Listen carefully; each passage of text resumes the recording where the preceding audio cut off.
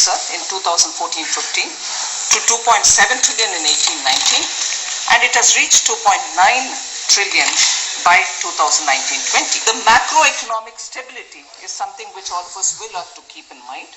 The averaging GDP growth has been at 7.4% and inflation has been at 4.5%.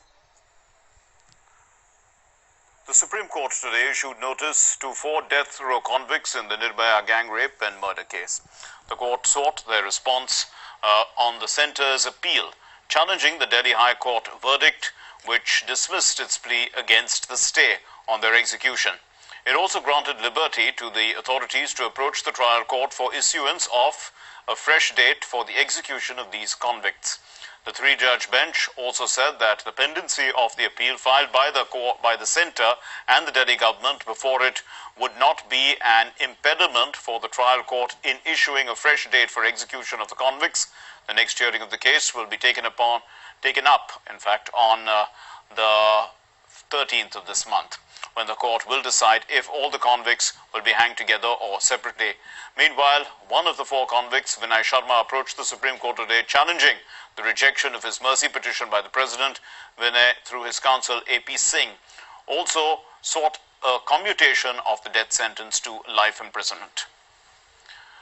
BJP President JP Nadda today paid floral tributes to Pandit Deen Dayal Upadhyaya on his death anniversary, emphasizing that Deen Dayal Upadhyaya had always advocated probity and transparency in public life. JP Nadda said that people must take an inspiration from the philosophy of the party's founder.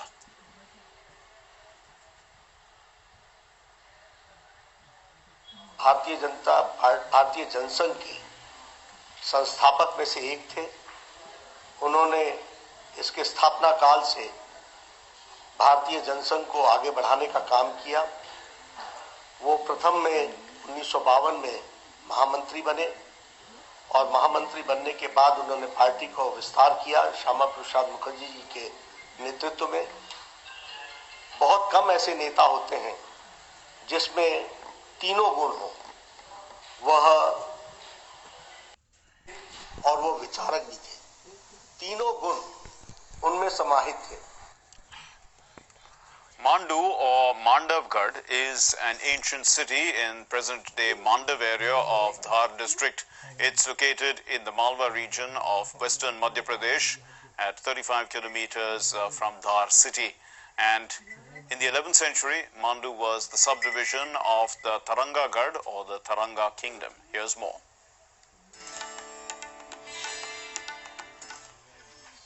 Mandu, an ancient fort city in the central Indian state of Madhya Pradesh, is best known for a fort built by Baz Bahadur in the memory of his queen, Rani Roopmati. This fortress town on a rocky outcrop about 100 kilometers from Indore is also celebrated for its architecture. In 1561, Akbar's army led by Adam Khan and Pir Muhammad Khan attacked Malwa and defeated Baz Bahadur in the Battle of Sarangpur. Later, the capital of Malwa was shifted back to Dhar by the Marathas under Maharaja Pawar, re-establishing Hindu rule. Tourists often come here during the rainy season and during Mandav Mahotsav. The Mandu fort looks formidable, separated in the north by a deep valley, while the southern end is a sheer drop to the plains below. The locals refer to Mandu as the city of joy. Mandav एक archaeological जगह होके यहाँ पे इतना अच्छा fest हो रहा है जो बहुत कलरफुल है और यंग जनरेशन को अट्रैक्ट करने के लिए किया गया है, जिससे इस मॉन्यूमेंट की इम्पोर्टेंस भी बढ़ रही है और साथ साथ बहुत सारी कल्चरल एक्टिविटीज भी उनको देखने को मिल रही है। आर्ट से उनका रिलेशन बढ़ रहा है। Mandu, due to its strategic position and natural defenses, remains an important place with a rich and varied history. Its military pass can be gauged from the circuit of battlement wall, which is nearly 37 kilometers long and is punctuated by 12 gateways. The wall encloses a large number of palaces, mosques, Jain temples of the 14th century and other buildings. Bureau Report, DD News.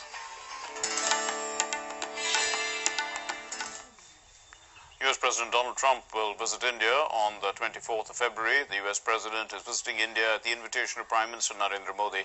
This will be the first visit of Donald Trump to India, and during the 2-day visit, President Trump and the First Lady will attend official engagements in New Delhi and Ahmedabad, Gujarat, and interact with a wide cross-section of Indian society. Announcing the U.S. President's India visit, the White House said that the trip will further strengthen the United States-India strategic partnership and highlight the strong and enduring bonds between the American and Indian people.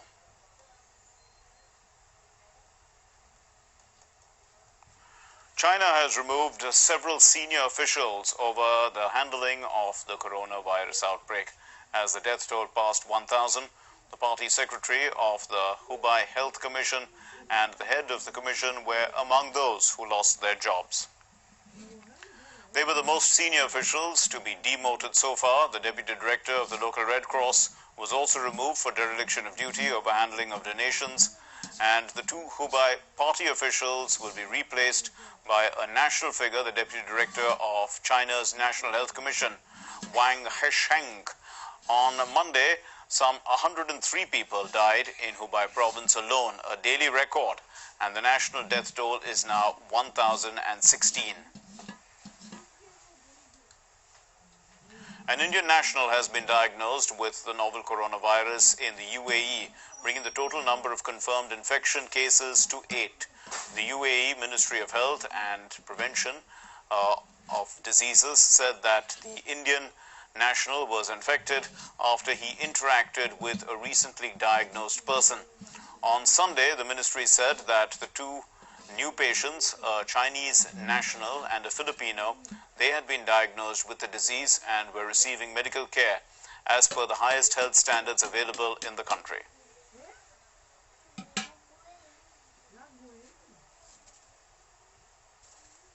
Meanwhile, the Health Secretary Preeti Sudan on Monday reviewed actions as well as preparedness of the states with concerned ministries and departments on the novel coronavirus through a video conference. The Secretary said that various precautionary measures have been undertaken in close coordination with the concerned ministries at the central level. She also said that while the situation is under control presently, states and union territories need to stay on and be vigilant. They stay alert and be vigilant on a continued basis. States were advised to enhance the awareness activities regarding the advisories. Now, at present, the screening of passengers is on in all the 21 airports, 12 major seaports and border crossings. In all, 1,984 flights and over 2,15,000 passengers have been screened at 21 airports where screening is taking place. New Zealand consigned India to their first bilateral ODI whitewash in more than 30 years, riding on the efforts of a second string attack. Hamish Bennett's 4-wicket haul and some tight bowling around him made sure that India managed only 296 runs. But it was Colin de Grandhomme who had only single-digit scores on his tour thus far, and his tour to India, in fact, smashed India out of the contest with a blazing, unbeaten 58 in just 28 balls.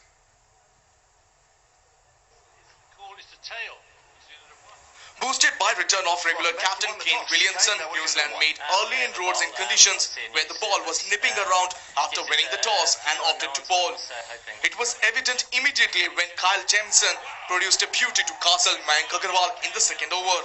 Virat Kohli couldn't resist going after the width from Hamish Bennett, only to send a thick top edge to third man, where Jamieson took a fine catch. Prithvi Shaw counter-punched briefly, but after a sparkling little knock, he was run out after a poor call for the second run.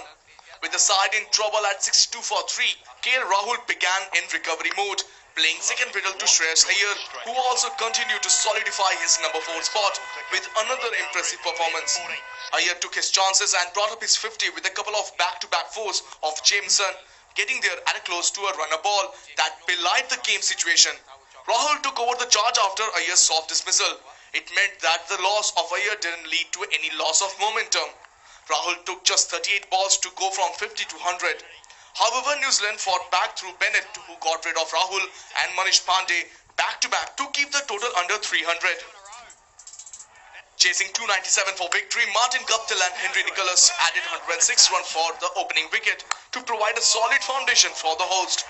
Despite a middle order collapse where Kane Williamson, Ross Taylor and James Neesham were dismissed in quick succession, Tom Latham and Colin T. Grandhomme ensured there wasn't another collapse on the Kiwis. The two players added unbeaten 80-run stand for the sixth wicket to guide the host home. Henry Nicholas scored 80 runs while Martin Guptill smashed a quick-fire 66 as New Zealand pulled off a 297-run chase with 17 balls to spare to hand India a 5-wicket defeat. With this, New Zealand completed a 3-0 clean sweep against India as the home team earlier won matches in Hamilton and Auckland. Sports Desk, TD India. And New Zealand wrap things up 3-0 over India in the one-day internationals.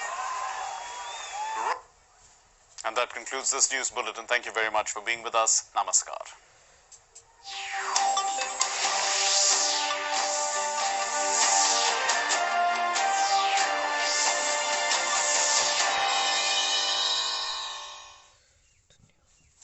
Delhi चुनावों के नतीजों में फिर आम आदमी party की सरकार। नतीजों के मायनों पर करेंगे राजनीतिक दलों और विश्लेषकों से चर्चा। संसद के बजट सत्र के पहले चरण का आज आखिरी दिन। वित्त मंत्री निर्मला सीतारमण ने बजट पर हुई चर्चा का दिया जवाब। कहा अर्थव्यवस्था संकट में नहीं, सरकार के कदमों से आर्थिक क्षेत्र में उछाल। अर्थशास्त्रियों के साथ करेंगे अर्थव्यवस्था पर चर्चा। होंगी दिन भर की कुछ और अहम खबरें। देखिए न्यूज नाइट में रात 8 बजे सिर्फ टीडी न्यूज पर।